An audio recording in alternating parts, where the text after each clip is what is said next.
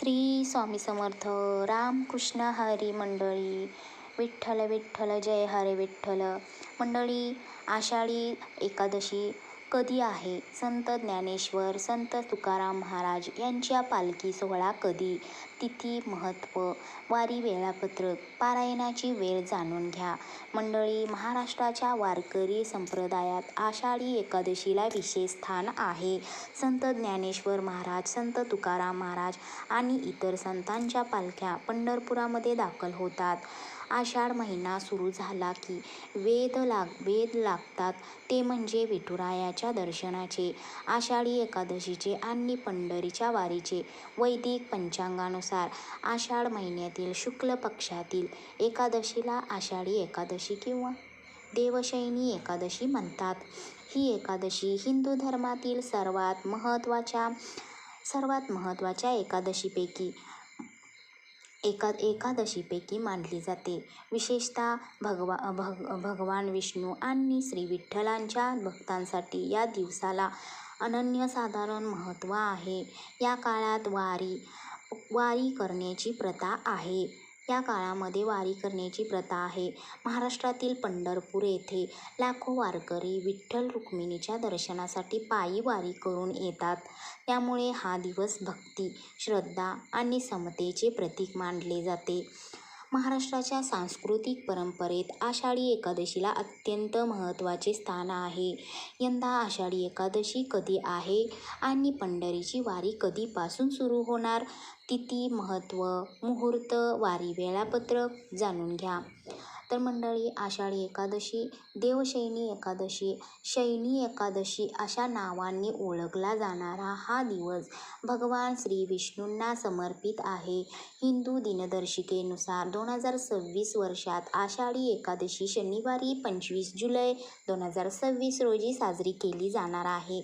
हा दिवस महाराष्ट्रासह संपूर्ण भारतातील विष्णू भक्तांसाठी अत्यंत महत्त्वाचा मानला जातो. हिंदू पंचांगानुसार आषाढ महिन्यातील शुक्ल पक्षातील एकादशी तिथीला हा उत्सव साजरा केला जातो. या दिवसापासून भगवान विष्णू क्षीरसागरात योगनिद्रेत जातात आणि चातुर्मासांचा प्रारंभ होतो. आषाढी एकादशीचे व्रत करताना तिथी आणि पारायणाची वेळ जाणून घेणे अत्यंत महत्त्वाचे आहे. तर मंडळी, एकादशी तिथी 24 जुलै 2026 सकाळी 9:15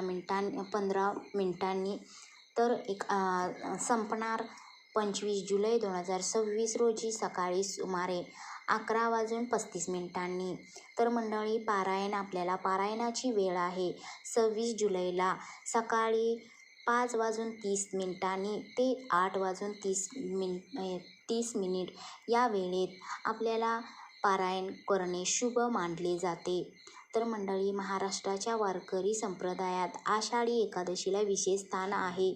संत ज्ञानेश्वर महाराज, संत तुकाराम महाराज आणि इतर संतांच्या पालख्या पंढरपुरामध्ये दाखल होतात. ज्ञानोबा महाराज, तुकाराम महाराजांच्या जयघोषात लाखो वारकरी विठ्ठलाच्या दर्शनासाठी एकत्र येतात. ही वारी भक्ती, समता, सेवा, शिस्त आणि सामाजिक ऐक्याचा संदेश देतो. 2026 वर्षासाठी आषाढी वारीसाठी संत ज्ञानेश्वर महाराज आणि संत तुकाराम महाराज पालखी सोहळ्याचे अधिकृत वेळापत्रक जाहीर करण्यात आले आहे. तर जाणून घ्या. तर मंडळी, संत तुकाराम महाराज पालखी सोहळा 7 जुलै 2026 रोजी देहू येथून पंढरपूरकडे प्रस्थान करणार आहे. हा सोहळा पुणे, लोणी, काळभोर, बारामती, इंदापूर, अकलूज आणि वाखरी मार्गे पंढरपूरला पोहोचेल. तर मंडळी, संत ज्ञानेश्वर महाराज पालखी सोहळा. संत ज्ञानेश्वर महाराजांची पालखी 8 जुलै 2026 रोजी आळंदी येथून पंढरपूरकडे प्रस्थान करणार आहे. सुमारे 17 दिवसांचा पायी प्रवास पूर्ण करून पालखी 24 जुलै रोजी पंढरपूरमध्ये दाखल होईल. संत ज्ञानेश्वर महाराज पालखी मार्ग आळंदी, पुणे, तर मंडळी, संत तुकाराम महाराजांची पालखी अशा प्रकारे गावी पंढरपूरमध्ये पोचतात. पंढरपुरात आषाढी वारी ही महाराष्ट्राच्या सांस्कृतिक, धार्मिक आणि आध्यात्मिक परंपरेचे प्रतीक मानले जाते. या वारीतील सर्वात महत्त्वाचे आकर्षण म्हणजे संत ज्ञानेश्वर महाराज आणि संत तुकाराम महाराज यांच्या पालख्या. संत ज्ञानेश्वर महाराजांची पालखी आळंदी येथून तर संत तुकाराम महाराजांची पालखी देहू येथून पंढरपूरकडे प्रस्थान करते. हजारो दिंड्या, टाळ, मृदुंग, भगव्या पताका आणि विठ्ठल नामांच्या गजरात पंढरपूरच्या दिशेने निघालेला हा भक्तिमार्ग महाराष्ट्राच्या एकात्मतेचे दर्शन घडवतो. संत ज्ञानेश्वर महाराज आणि संत तुकाराम महाराज यांच्या प्रमुख पालख्या 24 जुलै 2026 रोजी पंढरपूरमध्ये दाखल होतील.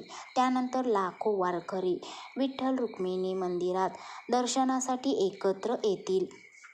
तर मंडळी, आषाढी एकादशीच्या दिवशी काय करावे? धार्मिक मान्यतेनुसार श्रद्धापूर्वक केलेल्या या व्रतामुळे पापांचा नाश होतो. भगवान विष्णूंची विशेष कृपा प्राप्त होते. या दिवशी पहाटे स्नान करून भगवान विष्णू विठ्ठलांची पूजा करावी. दिवसभर नामस्मरण, जप, भजन व विष्णू सहस्त्रनामांचे पठण करावे. तांदूळ, गहू, डाळी आणि धान्ययुक्त पदार्थ टाळावेत. फळाहार किंवा निर्जला उपवास श्रद्धेनुसार करावा. राग, मत्सर, असत्य आणि वाईट विचारांपासून दूर राहावे. द्वादशीच्या दिवशी योग्य वेळी पारायण करून व्रत पूर्ण करावे. अशा प्रकारे